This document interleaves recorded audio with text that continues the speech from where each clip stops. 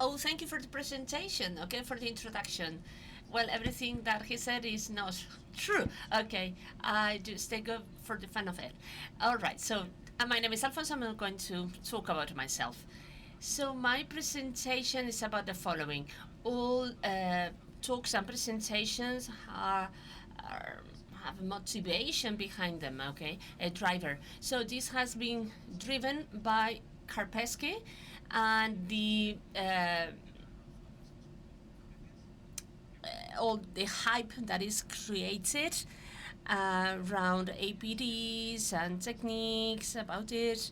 And also this presentation is aimed at paying a tribute to this tool that I created 15 years ago and that is being now widespread.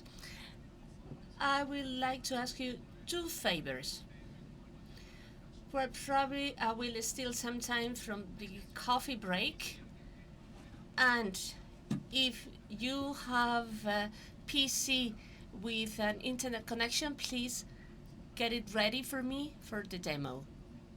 If you do it for me, I would appreciate it, okay? And it would also be better fun.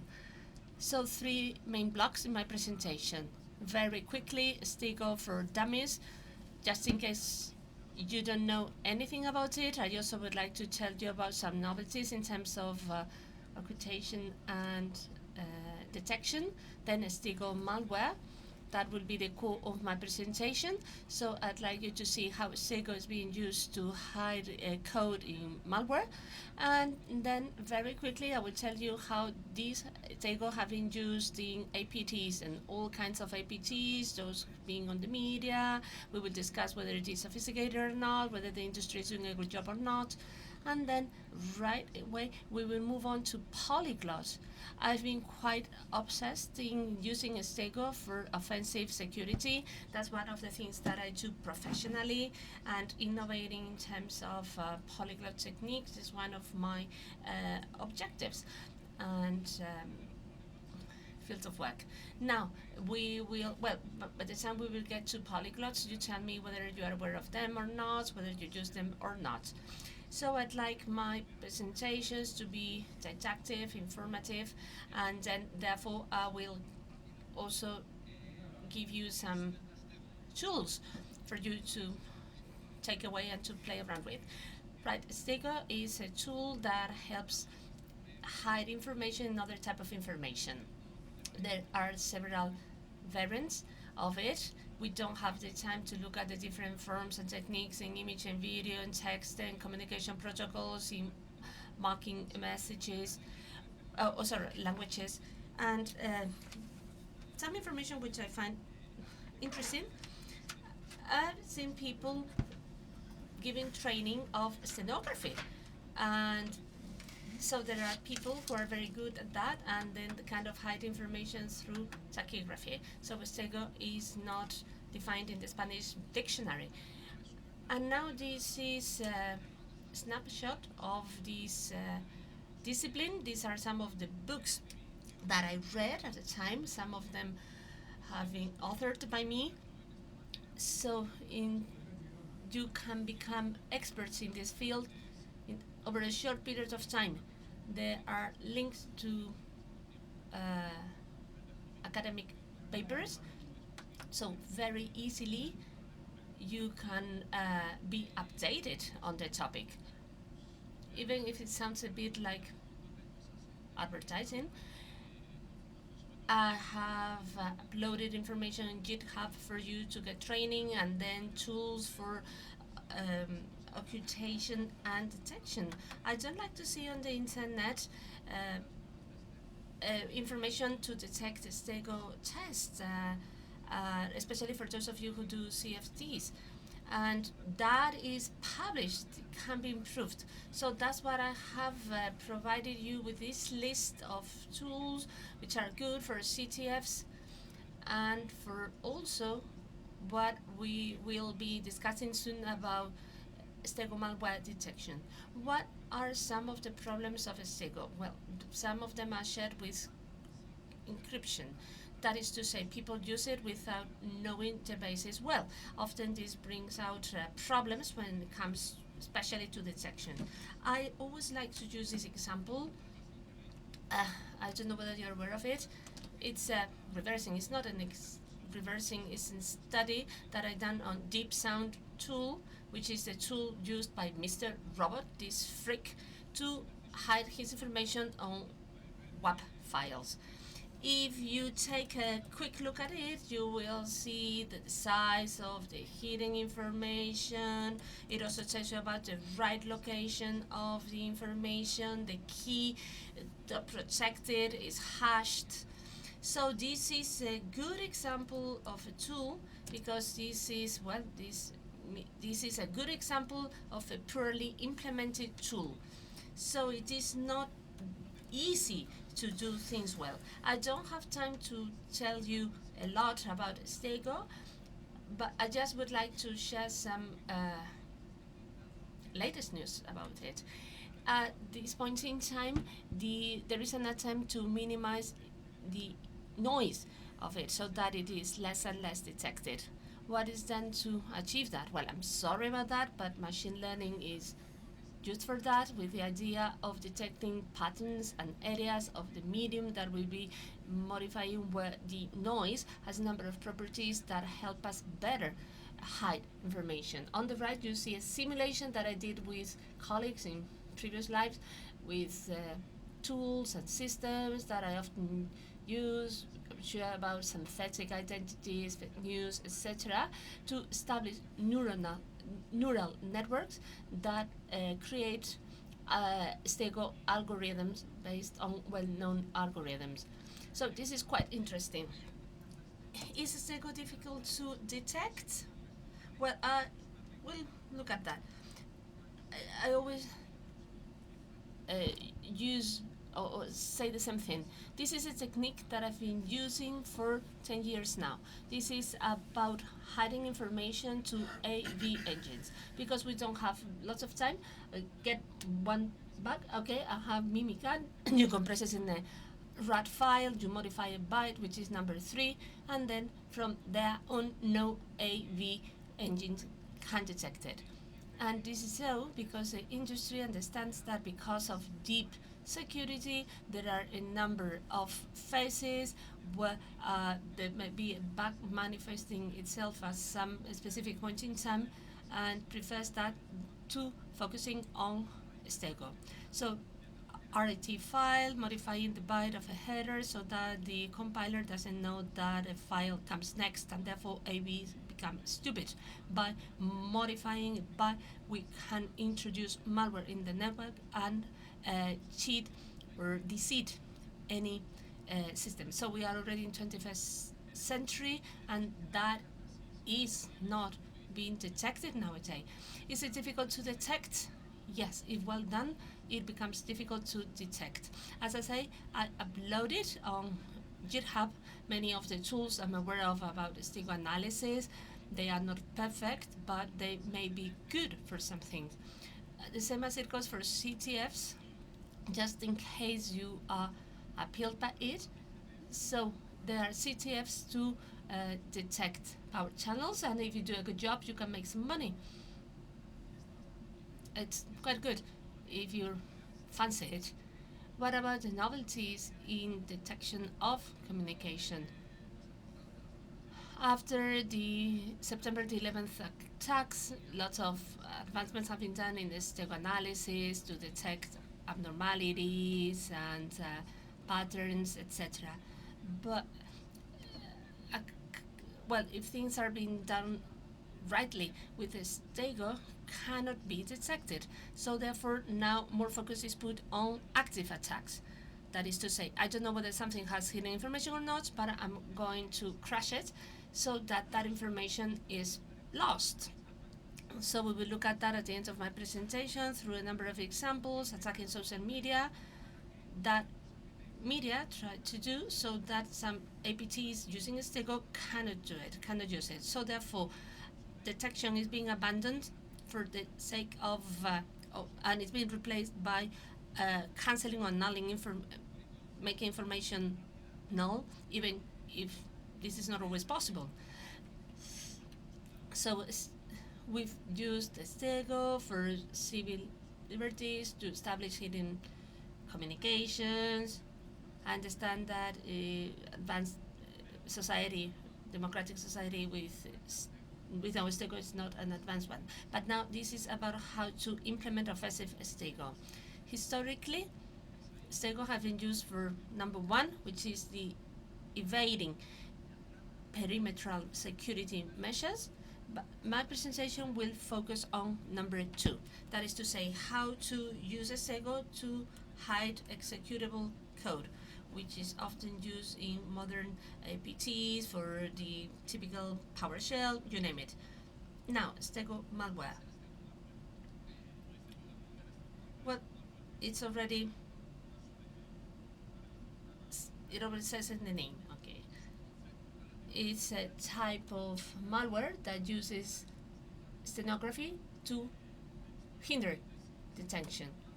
If you like malware, Stego had been used for a long time.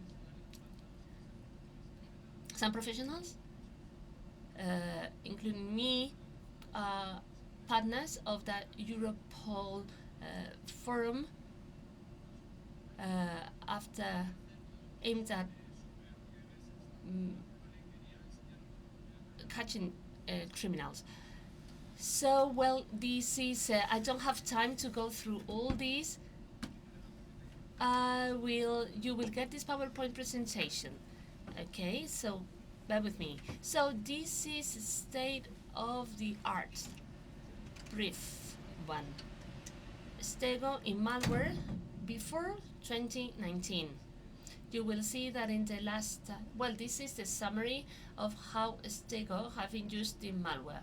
It has been primarily focused on images, JPGs, BMPs, PNGs. Techniques not sophisticated at all have been used, replacement of the less meaningful bytes and then adding the bug at the end of the file. This has been the massive techniques used up until now. It seems that this is good enough for attackers, considering that the industry is looking to the other side. And what is Stego used for? To hide communication data, to connect to command and control, executable code, or to hide protocol communication data or configuration data, and then also to hide stolen data. So these are primitive techniques. When I say primitive, I mean that they were used in the 90s or before the 90s, primarily used to hide configuration or communication data or stolen data. Every year I like to read these trend reports. So it seems that Stego will be a trend in 2020. And it seems that Stego is a trend in 2020 because people doing malware understand that defenders are doing a better job. So therefore they want to minimize the impact as much as possible so that to minimize noise. And Stego comes in really handy for that.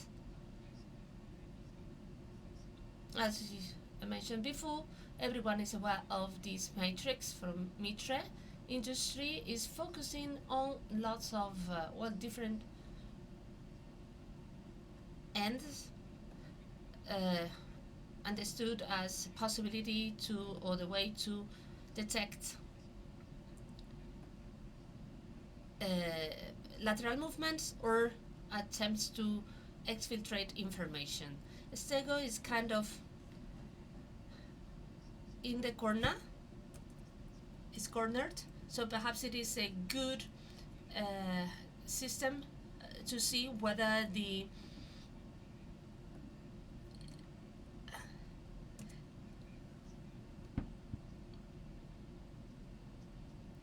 the good thing about this is to take a look at the different cases to see the specific images that are being used. Is quite didactic, so to speak. This is a quick summary of the techniques using modern APTs. Or what do you think they use? Well, often used JPGs, PNGs, replacement of the less relevant byte, and then adding the file at the end, or adding the bug at the end. These are, well, advanced threats continue to use the same type of Stego. There are some novelties here. So instead of using images, they use audio, but they use the same techniques, LSB, or at the end of the file, or some other things that we will take a look at later on. It is important to highlight. Well, those of you who do offensive security, I'm sure that you're aware invoke PSI image allows you to hide PowerShell in a PNG. Careful when you use this type of tools, because people do things randomly. They get an image, they insert or inject a mimicat, and if someone has a minimum capacity for detection, that will be detected because that is very noisy. Well, perhaps it is not detected because no one takes a look at it, but you should be careful there. I would like to zoom in to an APT because I find it interesting and it also opens the door to discussion. So I'm sure you are aware, or many of you are aware of Platinum APT group. So these dates are approximate. So let us say that these bugs have been operating for 2 or 3 years, but then they become kind of, they are on the media on these dates. Karpesky said that stenography was the black science used by criminals. What you see here in the command and control, well, the bug has carried out or implemented in infections, and then you get a website. If an analyst sees that, we'll go and say, well, CNC has been dropped. And the analyst will go and say, oh, I found the bug, I did my job, but then tries to to communicate with command and control. Command and control does not work. What is the innovation here, or the good thing about here? Well, the website that tells you that command and control has been dropped, it is the page that has the information. It is connected to the command and control, and then that's where the Stego is. How do they do this Stego? The Stego is done with 2 techniques, by using the order of the attributes of HTML to code information, and then you see here these dots and lines, that by using enters and spaces. So 6 spaces. And what do they do with that? And then they hide the commands that send to command and control to the bug. Do you think that this technique is very innovative, creative? Who thinks that this is the best of the best of occultation?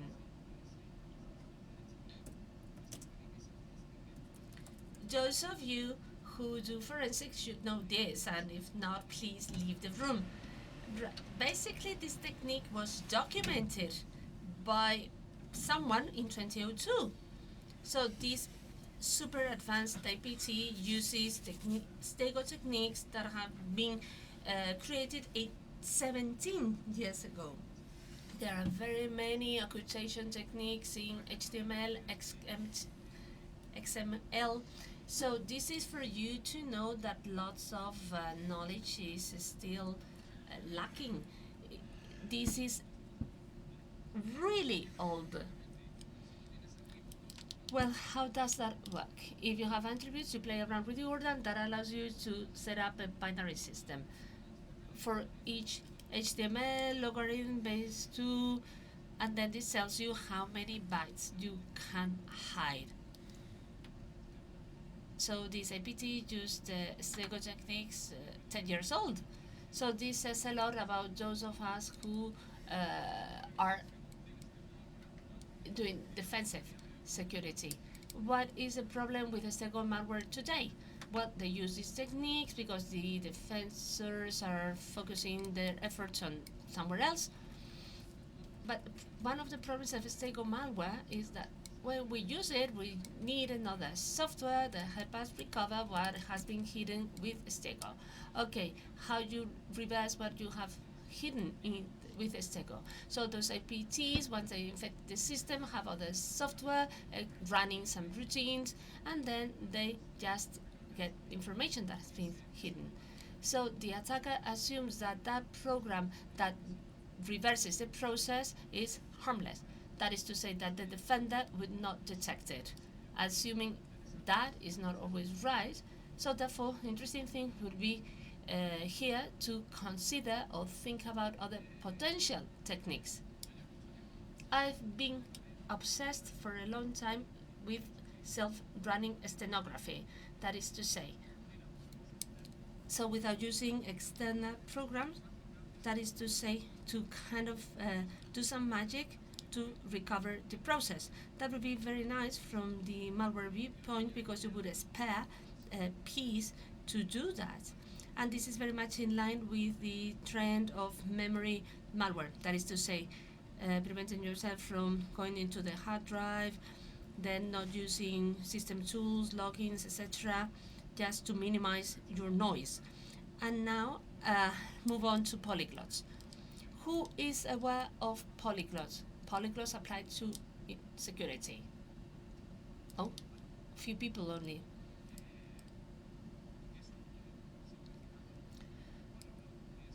Polyglot is a program that makes a file to behave differently depending on who views it. For instance, a JPG file can be seen as a digital file, or for instance as a JavaScript if played in Java engine. What happens with polyglot? What's interesting about that? Well, if done in a malicious manner, they have lots of implications in terms of security.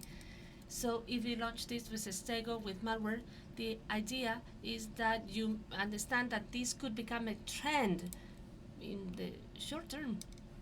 I have not seen it in APT or malware, not yet, but I would like you to understand it well, to be well aware of it, because we may have to apply defensive measures. So this link on top is on GitHub, and I have included everything that I know about tools for polyglots, tools to produce all kinds of variants.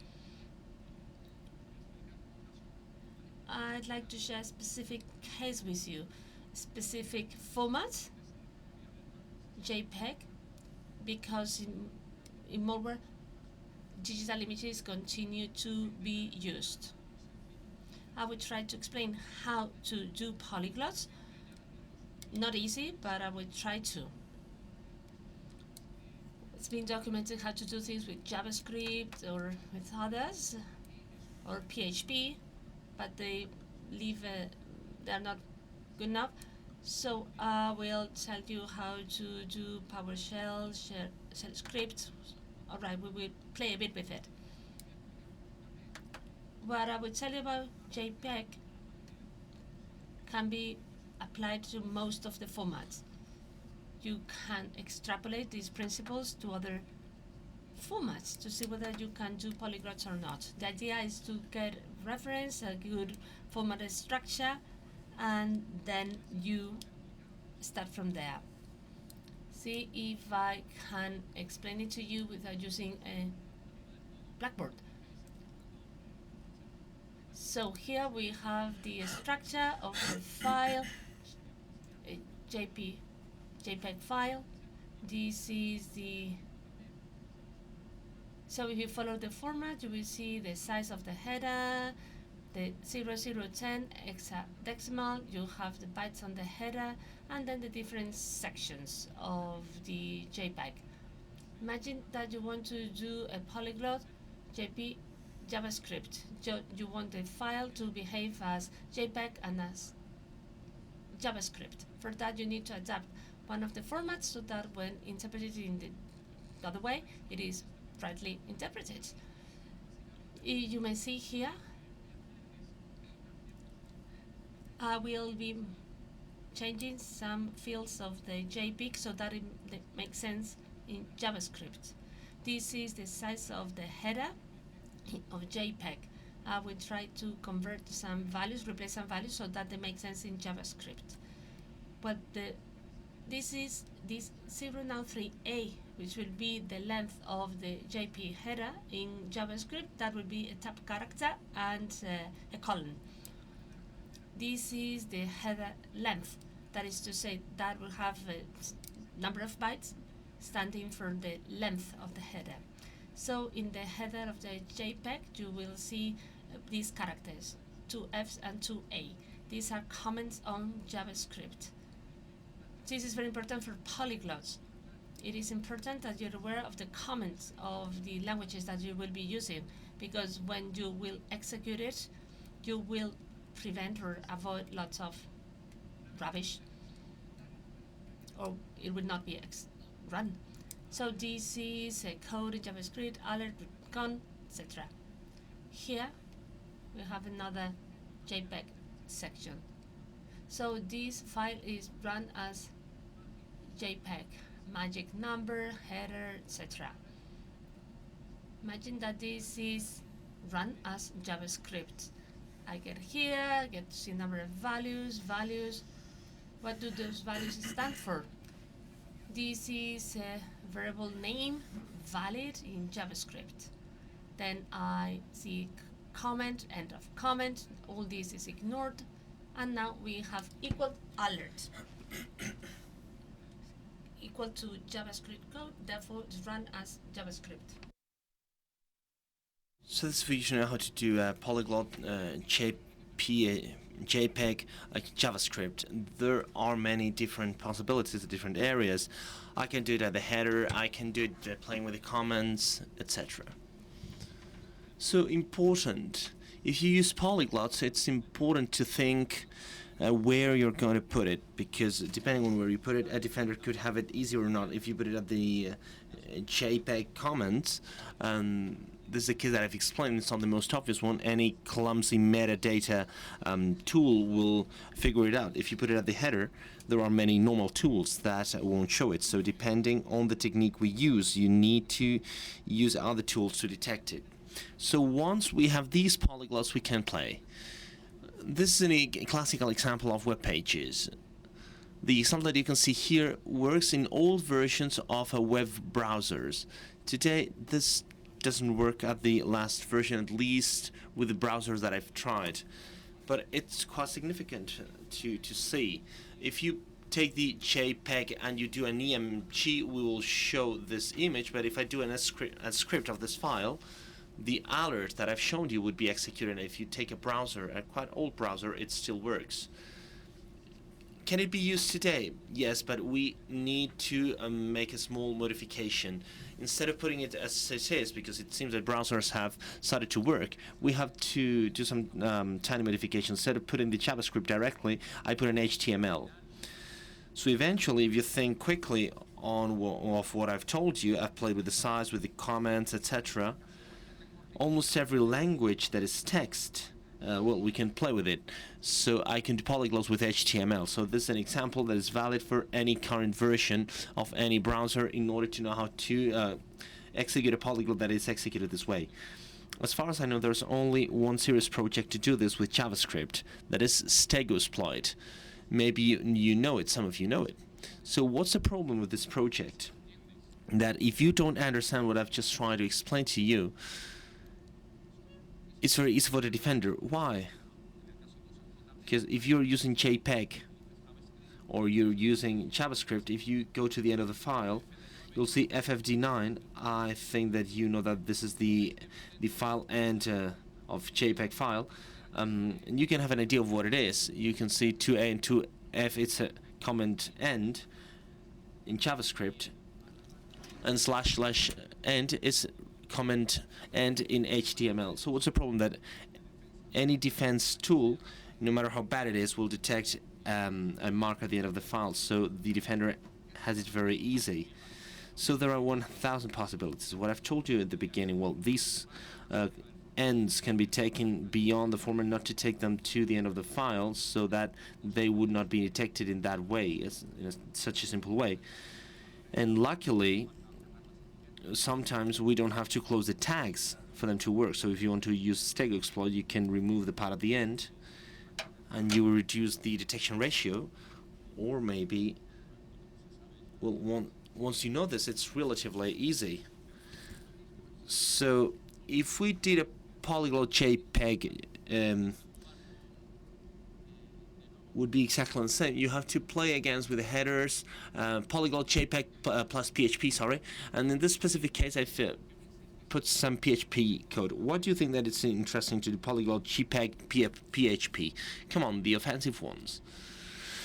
So imagine a web server where we want to upload a web cell. How can we upload a web cell in PHP? We try to do it, and imagine that now I'm doing a polyglot. At any simple scenario on a website, I can upload a PHP. So it will be always possible to upload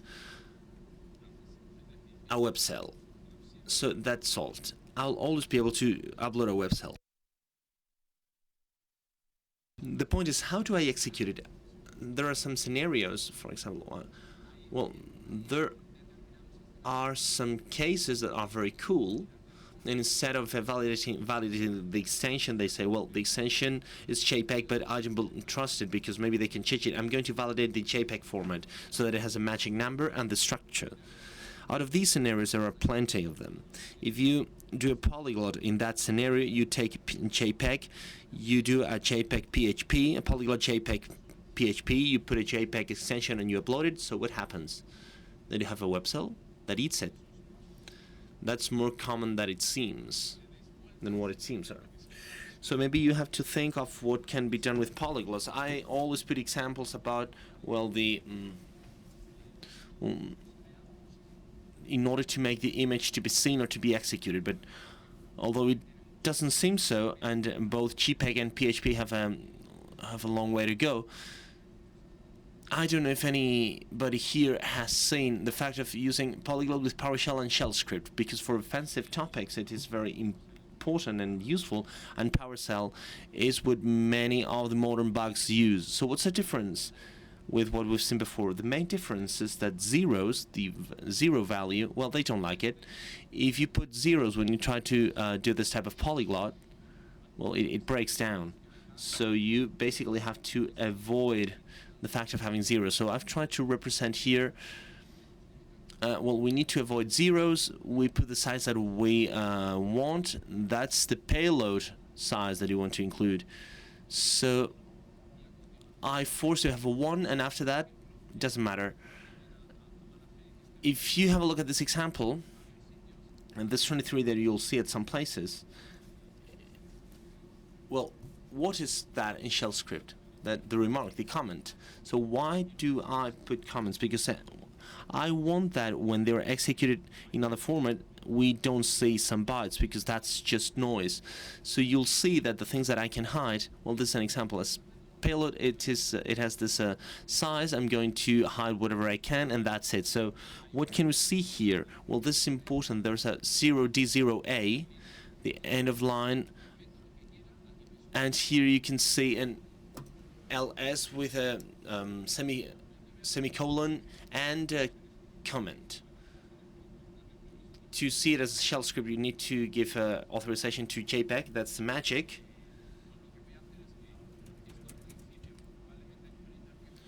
So at the beginning, it won't be correctly interpreted. Maybe I have an error message, but it doesn't matter. And after that, it will filter some things with a remark or with a comment. Here, there's a carriage return, and it will meet the ls. It will do the ls, and after that, it will skip it with a comment.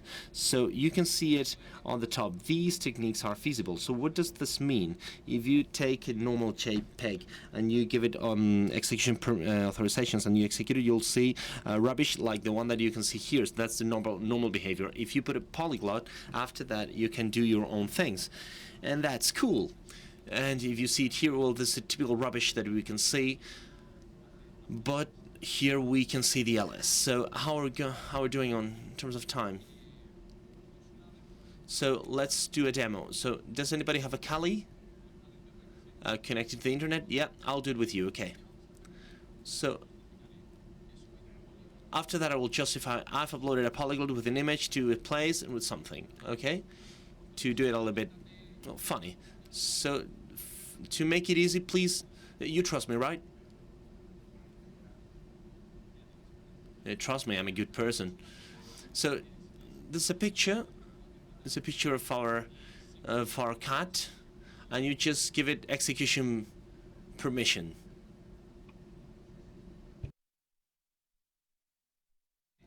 That permit, and you wait, and when I tell you, you press OK.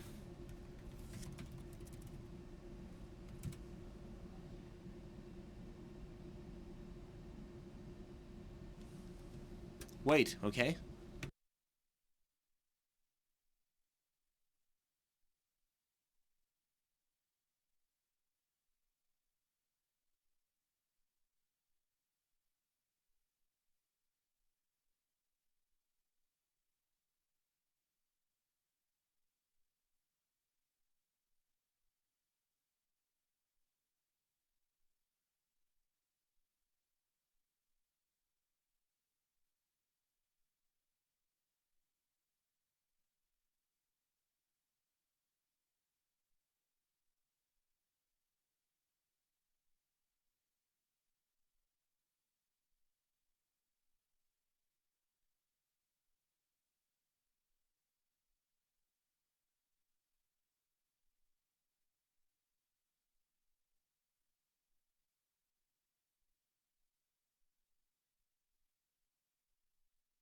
Just keep that at root, okay?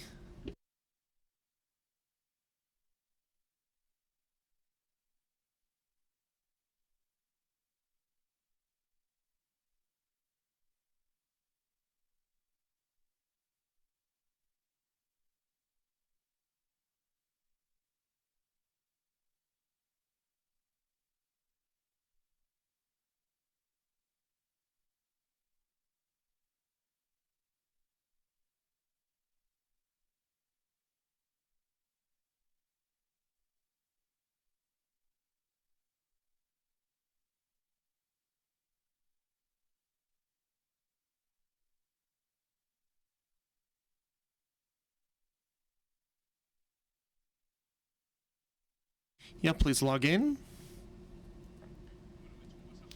So this is a WhatsApp for hackers. So have you logged in? Please write something to see if it works. Hello.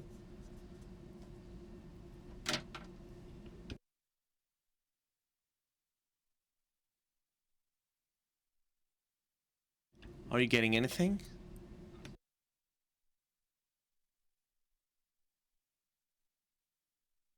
Write something.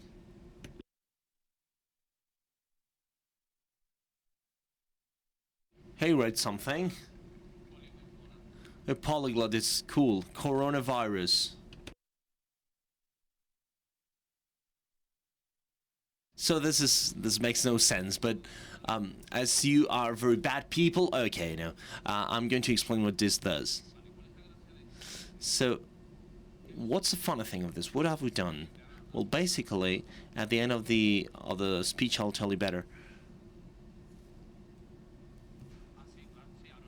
Yeah, I'll explain it right now.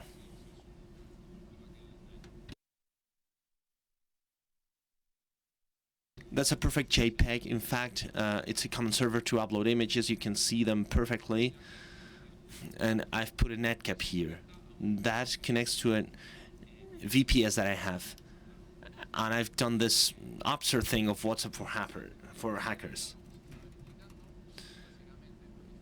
So basically, I changed the format in order to put the payload that I want. I put a netcap to my VPS.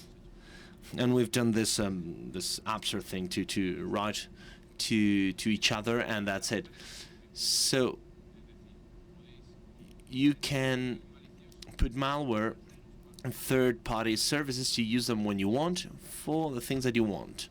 You can do more things, but well, please have this concept in mind. Okay, shell script, sorry, PowerShell is exactly the same. Here you can see two variables. The first one would be the PowerShell execution. In shell script format, that is, you put the command that is being executed and the things you want, And I understand that it is the things that we can see at the bottom is more interesting, where we have PowerShell code. What's the advantage of these polyglots that are multi-platform? Well, as we are respecting formats, they work exactly the same in different platforms. So in order to execute PowerShell, depending on what you use, you need to have the same version in both places. But at this specific example, you can use it either in Windows or in Linux. You can open it with Paint. You say, well, hey, a kitty. Okay, that's fine. And you can execute both. You can execute both in Windows and Linux. You see that it's a valid JPEG. You can see it, and if you execute it, you'll see that there's rubbish. That this is what I was trying to explain to you before. Sometimes you can't do perfect polyglots because you can't have perfect formats. But normally speaking, if you see these values, well, maybe these principles at the header that have not been filtered can be used. But you'll see that it's being perfectly used. So in order to make your lives easier, I need to, well, I have created a bipolar tool, obviously. In Python, it's an experimental tool in the sense that I can't guarantee you anything. So the things that I've done are shared here. If you want to play with polyglots or to use them in offensive topics, for you to have them there. And it is important that depending on what you want to do, maybe you'll have to adapt the tool. So if you haven't understood anything of what I've told you, maybe the tool won't work. You have to adapt it because maybe the payload of what you want to hide is bigger than what is allowed, and maybe you have to adapt it in some way. But this way it can save you some time in case you want to use it for your own stuff. I'm almost done, Roman. No worries. Yeah, I'm doing good. Okay, so a couple of reflections. Social media and information hiding in social media. If we go back to the beginning of the speech, what I was telling you about Stego malware, one of the things that we're starting to do to minimize noise is to host these images at known URLs that can be accessed by an organization. I mean, it's not the same to have the image with the X comments in your VPS than uploading it to Twitter or to LinkedIn, because that, normally speaking, generates less noise. I went through a small update of things that I already knew to see up to what extent it was possible to do Stego in social media. As you know, in social media there are active attacks, although they don't call them that way. Basically, you upload an information and there are some changes of different kind. So we'll focus on digital images because otherwise it would be a little bit blurry. So in the case of digital images, when we upload an image, well, we recompress the image, there's a rescaling, there are changes in quality, cuts, etc. So this would make us think that Stego can't be used in social media. Can we use Stego in social media? Yeah. Why? Why can't we use it? Because active attacks are not done in the right way. No, I'm lying. Sometimes they're done in a good way, but others they're not. In Facebook and Twitter, we can still use classic Stego tools. If you know this a little bit, F5 is really well known, but using these commands you can hide information on images, and neither Twitter nor Facebook will do anything. So why is that important? Because from the point of view of an organization, you need to assume that a bug could receive their information through images. So they're not trustworthy. So we need to be cautious. But there are other social media that destroy them. LinkedIn, Instagram, and other ones do it in a very good way. Even Mastodon, for example, I love and I hate Mastodon. What's a long story. Mastodon does it very well. And the question that I ask myself is if we can do something, if it's possible to hide them in these networks that use real active attacks. The answer is yes and no. Yes and no. It depends on how they do it. Nowadays I don't like LinkedIn very much. LinkedIn does this active attack very good. If you use Stego tools, it will change the image and you'll miss it unless you do it in a different way. So here you can see an example to do it differently in order to use these social media that enable that allow us to do active attacks. So what do I do instead of using the Stego tools, you use other ones from the literature. You can, I'm sure that you know JAS. It's an algorithm that is very similar to the watermarks, and you get an information. There are some parameters that can make, or that can replicate this information. Why do you want to replicate this information with a specific format of this algorithm? Because when all these changes take place, we want some of them to survive. So the easiest and most generic example in order to do this in social media is to use this online version of JAS to upload the information we want, and that's it. We create the image, we upload it, and we recover it, and that's it. So now I'm hiding an IP address that is a classic scenario of hiding information to log in a command and control. So from an active attack point of view, it can be done. So for the polyglots point of view, what I was telling you, here we have a problem because sometimes the file formats are not very well validated. So today it is possible to upload polyglots, for example, JPEG shell script, the thing that we've done with WhatsApp, to many places. At many servers where we can upload images to, well, there are many places. It was funny, I won't tell you what it is, but I've created an article on Wikipedia where I have a polyglot in the image as memory, as a memory, in case I need it, and I put another one in Archip so that when I grow old I can see it with nostalgia. It's like, well, I have a bug there. So the important thing is that we can use polyglot at many places right now. We can do it in GitHub. In Microsoft Word, if you have a Word file and if you put an image, you can put an image with polyglot, because if you, well, a Word is basically a zip file, simplifying it a lot. So that's recovering the image and executing the polyglot. So there are many other scenarios. So what happens in social media? What do you think that happens with polyglots? If we just focus on images, they do it very well, because these transformations that we were mentioning before, rescaling and so on and so forth, in everything that I've tried, well, they remove polyglots. I mean, Twitter, Facebook, Instagram, LinkedIn, Mastodon, they do it very well. Even things that people say that work don't work anymore. So you can see some examples here. But here the question that I ask you is, well, we don't have time to say many polyglots, but I'm going to show you another one. The question is, do you think that LinkedIn, sorry for LinkedIn, okay? Do LinkedIn does it good with all the formats, or only with images?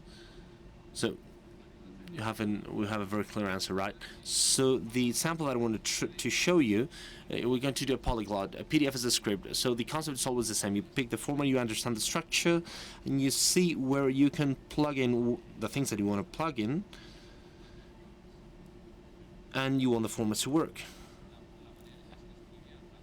The easiest way is, well, before starting to define the object, you can put in a definition. So we need to be careful, because if you start writing shell script as if you're crazy, the PDF won't be executed, because there are weird characters that won't be recognized, so it doesn't work. So what's a generic way of putting what you want? Well, this formula that I'm sure you've used 1,000 times if you deal with offensive topics. In this base 64, I put my commands, whatever I want, and I tunnel it. So I make an echo, I do the other way, I do it the other way around, and I execute a pass. So let's watch a video.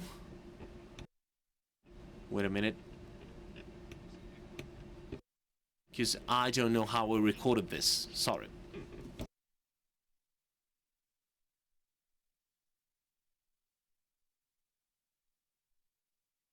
There's an ls, there's a file to the PDF. We can see that it's a PDF. I execute the PDF. Have a look at the mistakes that happen. Well, this is the first example that I downloaded from Google. Okay, there are some things that have to do with mails, and you see that there are some mistakes there that are from the bytes of the header that don't understand how the script works. But if I give execution permits to this PDF and I execute it, what am I doing? If you deal with offensive topics, you know it because of the title. I'm putting a enum sh, that is privilege promotion script in Linux. So this is a valid PDF, and I include this. And if you download the PDF with execution permits, I'll try to raise your privileges. So let's move to LinkedIn, to our friend, dear friend LinkedIn. So what do you think that happens when you upload a PDF? It eats it, basically. It doesn't do anything with polyglots, so you can use LinkedIn to upload your PDF and to put your things there. And from the attacker point of view, that's interesting because LinkedIn can be a trustworthy domain for many organizations. So as defenders, we need to know that these things are possible. I wrote to the security team from LinkedIn. This is what they told me. Dear Alfonso, thanks for writing to us, but this thing about polyglots, well, it's normal polyglots mean different things, and we have enough security measures to protect us. What did they do? The sample link that I sent them was blocked, but obviously this still works. So they didn't give a shit about this. So I've done what any serious researcher would have done, and as they didn't listen to me, I publish it. So there's a mutual feeling. They ignored me, and I ignored them. So it's a great risk because people can do very sophisticated things, and it's not very complex to detect these things or to avoid it. So I guess that if there are more people doing pressure, or if third parties start to use it more, they will correct it. And just to wrap up, this was it. This was what I wanted to tell you. And well, basically I would like to highlight that steganography is increasingly trendy in offensive safety. There's nothing sophisticated, but as we keep on doing things more complex, they will use literature and they will do very complex things. And I would like to speak about polyglots because I think that they are the greatest forgottens in cyber, and well, I want you to know them a little bit better. Some tools that let you play with them, and we need to evolve towards more open source tools. So here you have the resources that I prepared. Please have a look at the polyglots one. Here you can do very, very good things. The bipolar tool and everything that I told you before about steganography, papers, etc. Okay? And that's it. That's it. Thank you very much. And if you have any questions, it will be a pleasure.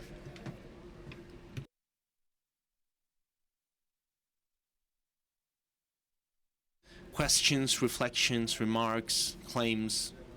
So there's a hand there. There's another one here. Hello. Well, first of all, I've liked your speech very much. The question is a little bit simple. Is there any tool not to see that a file has something inside, but to see, well, this is a weird file that analyzes the binary file and analyzes these structure of comments? Yeah, there are tools, many commercial tools. The typical ones, well, if you put something at the end of the file, it will be detected. I mean, if you have a JPEG and you put something at the end of the file, they will detect it. So if you see what a polyglot is, they have a valid format. Somebody that is analyzing the format won't detect anything there. They will have to go to every field to see if they can detect something. If you have a JPEG, you launch a stream and you see that there is something in shell, you say, hey, they should be here. The point is that we have the feeling that at APT level, in a massive way, we can't see it, and I have the feeling that they are not having a look at it. And I haven't said so. The funny thing of the polyglots is this: you can hide things to do to perform some examples that we've seen, but the cool thing is that the polyglots can be used for that stage that I was telling you about, self-execution. What I'm going to do is that the polyglot will have the code that will be recovered with Stego. So imagine I have my JPEG, I execute the polyglot, that is the Stego that will look at that JPEG, that will retrieve the information that has to be executed. So that typical part of APTs could be skipped. So I reduce the impact of being caught. Thank you. Here, at the first row. Hello. Have you ever thought about any technique where the polyglot, for example, can resist the addition at an image, for example? No, not yet. Do you think that it's possible? I don't think so, but I don't know. I don't know, but I don't think so, because at the end of the day, the polyglot has some restrictions. And for example, the JPEG example of the header, when you make almost every type of change, the header changes. It goes to a standard format 00010. But I haven't tested the comments. Maybe through metadata.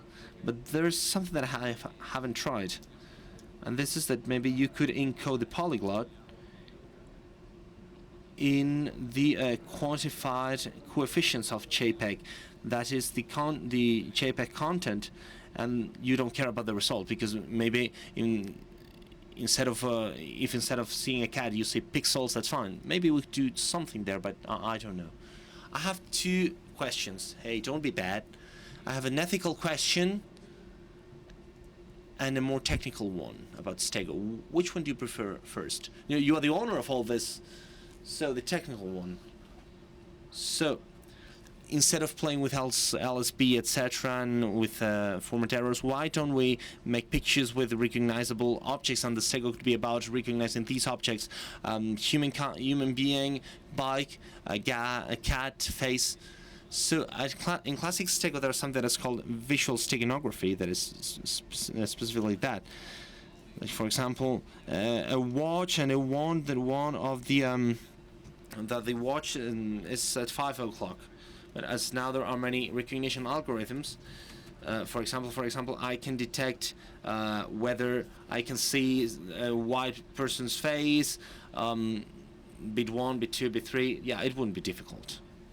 I think that we should follow that path to do undetectable things. In the case of modern malware, well, perimeter measurements work this way, and when you blow it up, well, defenders are not stupid, and they will catch you, of course, but for now they can do it. Well, the ethical question, we have talked a lot about this.